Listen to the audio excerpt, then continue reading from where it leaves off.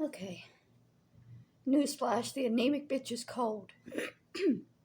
Anyways, so this is a secondary video to our One Step Beyond because I did Google Audrey Rose to find out if the episode was based off the same story.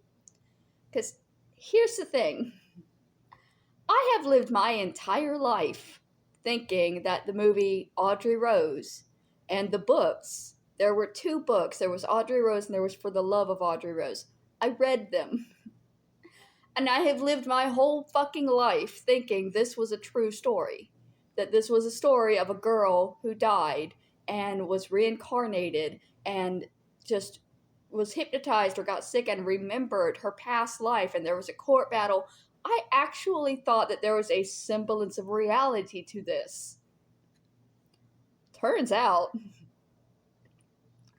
based on a true story can be very, very, very loosely based to still achieve that title.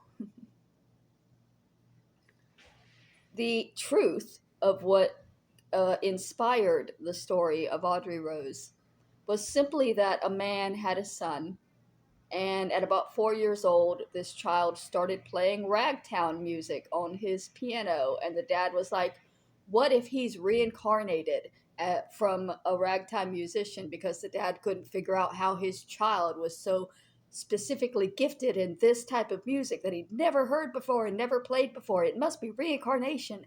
And so he wrote this whole book about what if your child was reincarnated and what you would do. And it was all bullshit. It was all just a thought experiment of his after witnessing his child do something that children do.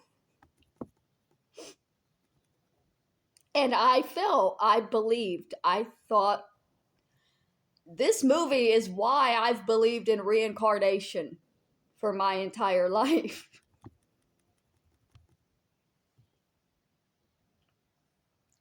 I am stupid. But also, I was misled pretty heavily.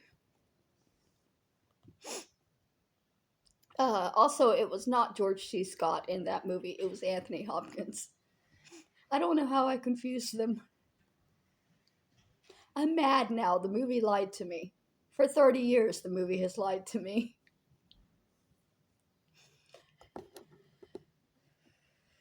There are some people in this group that are going to be equally mad one day. Because they have been lied to, and when they find out the truth, they're not going to want to believe it. Because it's difficult to override what you're originally told.